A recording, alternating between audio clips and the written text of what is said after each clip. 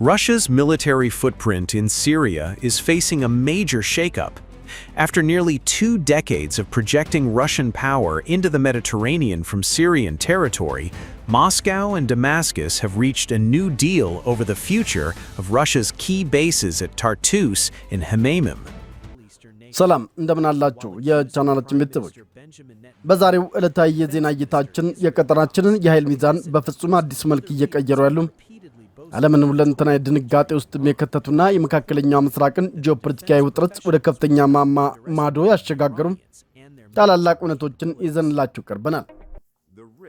ከአሜሪካው ማዕከላዊ ዕዝ እስከ ቴል አቪቭ የስብሰባ አዳራሾች፣ ከሞስኮ ክሬምሊን የበረዶ ቅዝቃዜ እስከ ታርቱስና አሚሚም ቁልፍ ወታደራዊ ምሽጎች የተሰሙት ድምጾች የዓለምን ትኩረት ስበዋል። በዋሽንግተንና በቴል አቪቭ መካከል በጋዛ በኢራንና በሊባኖስ ግንባሮች ዙሪያ የተፈጠረው ትልቅ የሐሳብ ልዩነትና የፖለቲካ ፍጥጫም ወዴት ያመራል? ጠቅላይ ሚኒስትር ቤንያሚን ኔታንያሁ የትራምፕን ባለ 15 ነጥብ የጋዛ ሰላም ዕቅድ ውድቅ በማድረግ ያስተላለፉት የተባለው ጽኑ አቋምና በኢራን የኒውክሌር መርሃ ግብር ላይ የደቀኑት የቀጥታ ማስጠንቀቂያ የቀጠናውን ወደፊት በምን መልኩ ይወስነዋል? አብረን እንመለከታለን። በሌላ በኩል ደግሞ በሱሪያ ምድር ላለፉት 2 አስርተ ዓመታት የነበረውን የሩሲያ ወታደራዊ የበላይነትን በይፋ የሚቀየር አዲስ ታሪካዊ ስምምነት በሞስኮና በደማስቆ መካከል ተደርሷል። አዲሱ የሱሪያ ጊዜያዊ ፕሬዝዳንት አህመድ አልሻራም ከቭላዲሚር ፑቲን ጋርም በክሬምሊን ያደረጉት ውይይት የዶናልድ ትራምፕ ያልተጠበቁና እጅግ አነጋጋሪ አስተያየቶች እንዲሁም እስራኤል ከኢራን የሚቃጣባትን ስጋት ለመመከት በዝምታ አከናወነችው የአሮ ሚሳኤል መከላከያ ስርዓት ፍተሻ ሙሉ ዝርዝር መረጃም ይኖረናል። ወደ ተመልካቾቻችን እነዚህን ወቅታዊ እውነተኛና አጓጊ የመካከለኛው ምስራቅ የፖለቲካና የወታደራዊ መረጃዎች እንዳመልጧችሁ አሁኑኑ ሰብስክራይብ በማድረግ የደወል ምልክቷን በመጫን የቻናላችን ቤተሰብ ይሁኑ። ቪዲዮአችንም ላይክና ሼር ማድረጉ እንዳይዘነጉ። አሁን ወደ ዝርዝር መረጃዎቹ እናልፋለን። መልካም ጊዜ። The rift between Israel and the United States appears to be widening. Washington is now pushing Israel to wind down fighting in Gaza, Iran, and Lebanon, leaving Tel Aviv shocked. በእስራኤልና በዋና የቅርብ ወዳጇ አሜሪካ መካከል ያለው ወታደራዊና ፖለቲካዊ ቅራኔ በከፍተኛ ደረጃ እያየለ መጥቷል። ዋሽንግተን በጋዛ በኢራንና በሊባኖስ በኩል የተከፈቱትን 3 የግጭት ግንባሮችን እስራኤል በአስቸኳይ እንድታቆም የምታደርገውን ጠንካራ ጫና በቴል አቪቭ ዘንድ ትልቅ ድንጋጤና ቁጣን ፈጥሯል። የእስራኤሉ ቻናል 13 እንደዘገበው የአሜሪካ ማዕከላዊ ዕዝ አዛዥ አድሚራል ብራድ ኩፐር በእስራኤል ባደረጉት ጉብኝትም ዋሽንግተን በ3ቱም ግንባሮች የሚካሄደው ጦርነት እንዲቋጭና ፈጣን ምርታ እንዲመዘገብ ፍላጎት እንዳላት አሳውቋል። ይህም በዋሽንግተን ገፋፊነት እስራኤል በቀጠናው አየሩን የሞላውን ወታደራዊ እርምጃዋን እስከምን ድረስ ለመቀነስ ዝግጁ እንደሆነች በመካከላቸው ያለውን ጥልቅ የሐሳብ ልዩነት አጋልጠዋል። የእስራኤል ወታደራዊ ባለስልጣናት ከአሜሪካውያን ባልደረቦቻቸው ጋር ባደረጉትም ውይይት ቴህራን የኒውክሌር መርሃ ግብሯን ወይም ባሊስቲክ ሚሳይል አቅሟን መገንባቷን ከገፋችበት እስራኤል በኢራን ላይ የመቅሰፍት እርምጃ የመውሰድ ነፃነቷን አሳልፋ እንደማትሰጥ አስረግጠው ተናግረዋል። ይህንኑ አቋም በሙሉ ልብም የደገፉት ጠቅላይ ሚኒስትር ቤንያሚን ኔታንያሁ ኢራን የኒውክሌር ታጣቂ እንዳትሆን የማገድ ጽኑ ቁርጠኝነታቸውን ደግሞ ገልጸዋል።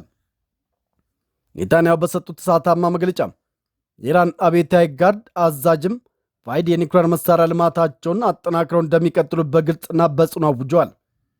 እኔም የእስራኤል ጠቅላይ ሚኒስትር እንደመሆኔ የጠላት ሕዝብም የኒውክሌር መሳሪያ ባለቤት እንዳይሆን ለማድረግ የተያዝነውን ሕልውና የማስከበር ፍልሚያ በጽናት ለመቀጠል ቆርጬ ተነስቻለሁም ብለዋል። ፕሬዝዳንት ዶናልድ ትራምፕ በዋይት ሃውስ የታዩ የቅርብና ታላቅ ወዳጃችን ናቸው። አሜሪካም ዋና አጋራችን ናት። የኢራን አደገኛ የኒውክሌር ምኞት ለመግታት ከአሜሪካ ጋርም የምናደርገውን ጥረት በእጅጉ እናደንቃለን። ነገር ግን የእስራኤል መንግሥት የመኖር አህጉራዊና ተፈጥሯዊ መብት ስምምነት ተደረገም አልተደረገም ለድርድር የሚቀርብ አይደለም ሲሉ አቋማቸውን ኔታንያሁ አስደምጠዋል።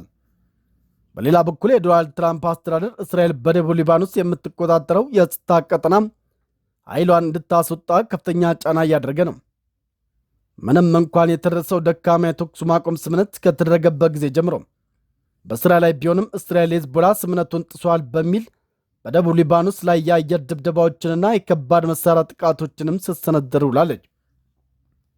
በጋዛ በኩል ደግሞ ዋሽንግተን የሞሮኮና ኡጋንዳ ወታደሮችን አካተተው ለገብ ዓለም አቀፍ ኃይል ለማሰማራት እየተወተች ሲሆን የእስራኤል ባለስልጣናት ግን አሜሪካ በጋዛ የሚካሄዱ ኢላማ ተኮር ጥቃቶች እንዲቆሙ ያቀረበችውን ጥያቄ በጽኑ ተቃውመዋል።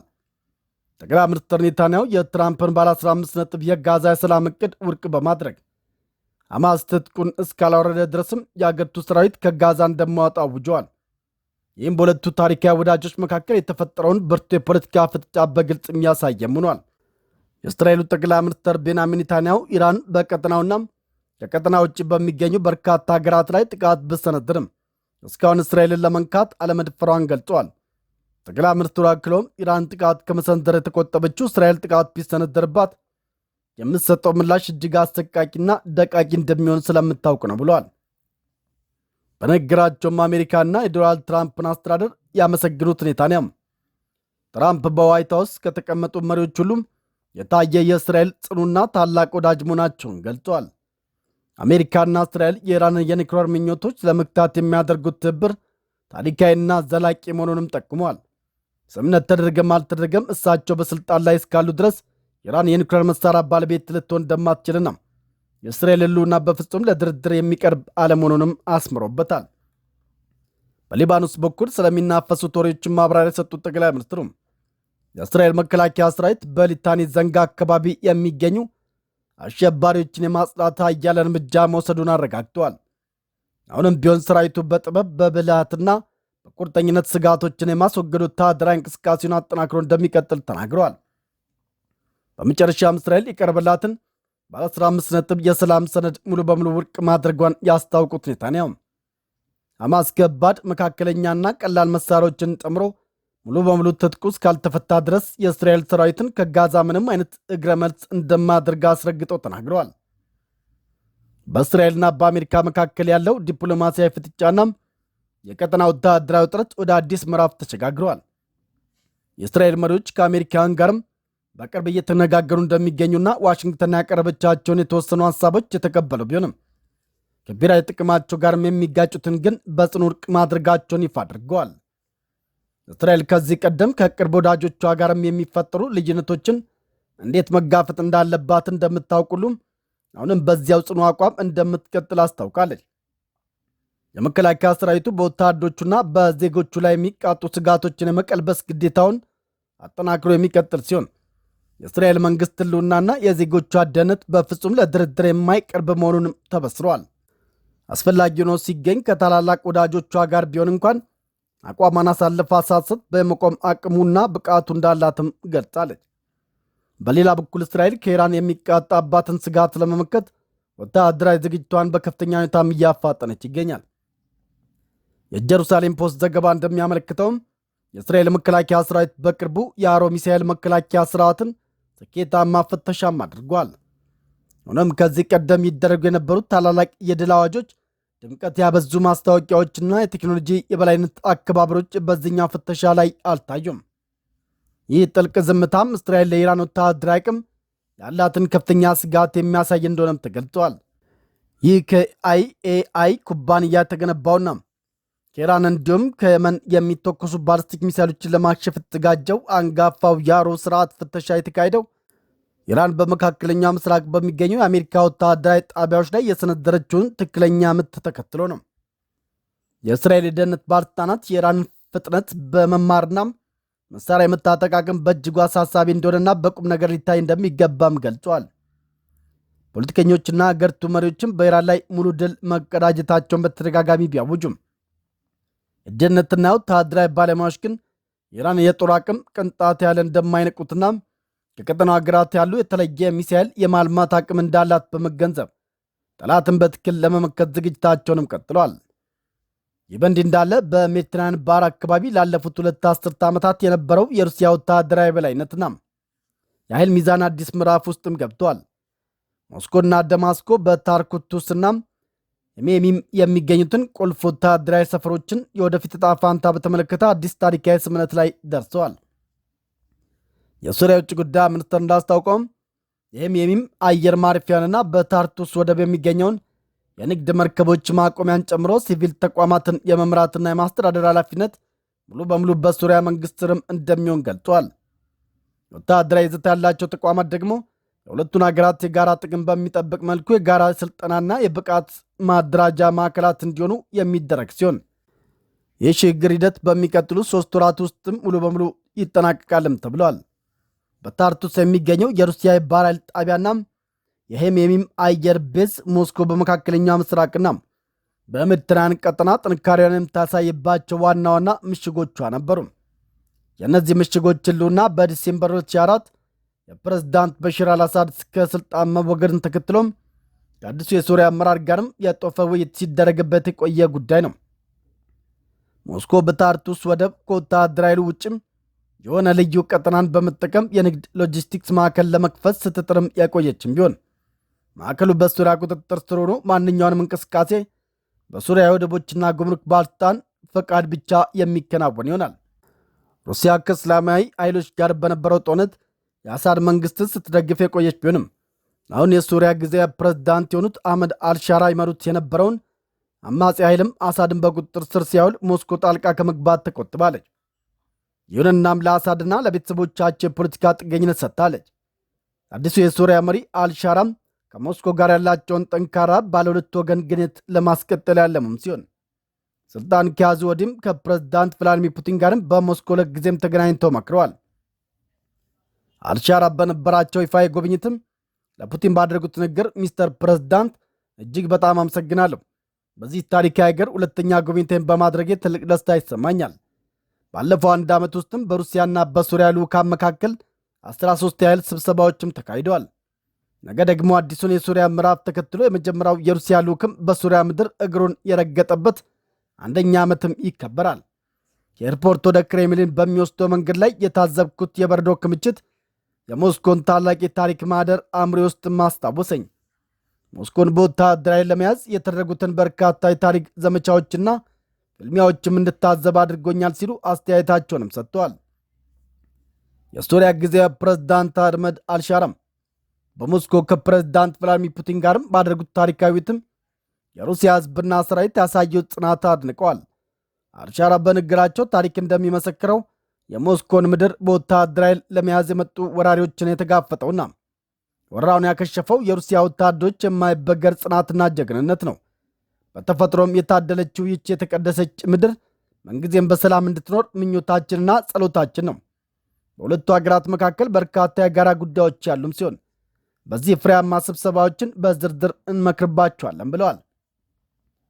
አልሻራ አክለውም ሶሪያ ባለፈው 1 ዓመት ውስጥ በርካታ ፈታኝ መሰናክሎችን ማለፏንና ትልቁ ስኬት ደግሞ የአገሪቱን ግዛት ማዋሃድ መቻሉ እንደሆነ ገልጸዋል። ሶሪያ በቀጠናው ሰላምና መረጋጋት እንዲሰፍን ታሪካዊ ሚና እንዳላት የጠቆሙት ፕሬዝዳንቱ መካከለኛ ምስራቅ ከውድመትና ከፍርስራሽ ወጥቶም ወደ ተሻለ ልማትና እድገት እንዲሸጋገር የሚደረጉት ጥረቶችም ተጠናክረው ይቀጥሉ እንደሚገባ አስምረውበታል።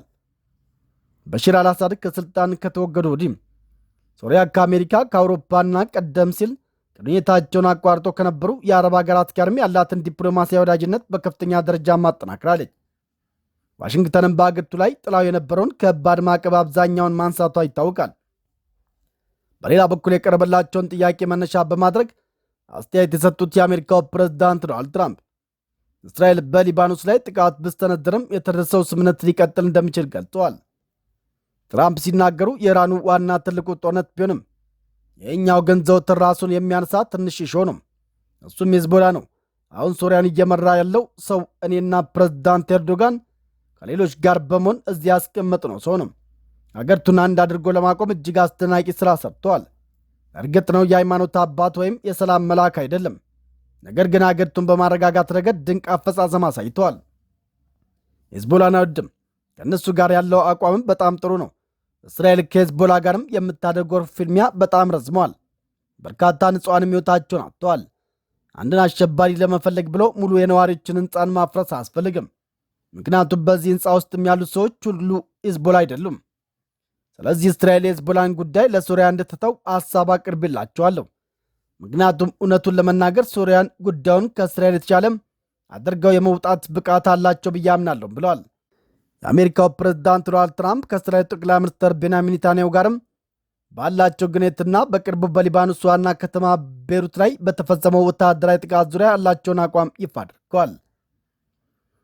ከኔታንያሁ ቅሬታ ደርሶባቸው እንደሆነ ጠይቀው ምላሽ ቢሰጡም በፍጹም እኛ እጅግ በጣም ጥሩና ፍሬያማ ግንኙነት አለን። አሁን ላይ በትንሽ የመጨረሻ ዝርዝር ነጥቦች ላይ ነው እየተነጋገርን ያለ ነው።